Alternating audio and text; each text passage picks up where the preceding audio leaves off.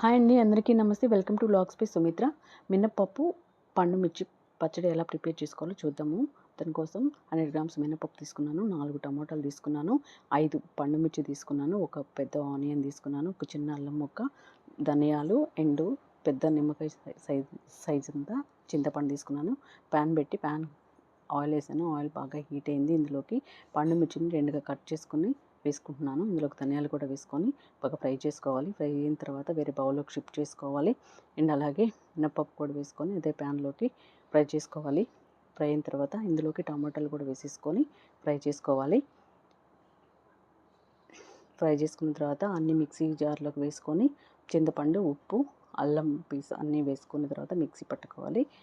టమాటాలు కూడా మగ్గిపోయామనుకో టమాటాలు కూడా వేసేసుకొని మిక్సీ పట్టేసుకుందాము. లాస్ట్ ఫైనల్గా ఆనియన్స్ కట్ చేసుకొని చిన్నగా కట్ చేసుకున్న ఆనియన్స్ వేసుకొని ఒక్కసారి అలా తిప్పుకుంటే మనకు పచ్చడి రెడీ అయిపోయినట్లే. అంతే అండి, ఎంతో టేస్టీ అండ్ ఈజీగా చాలా తొందరగా రెడీ అయిపోయే, తక్కువ టైంలో రెడీ అయిపోయే పచ్చడి.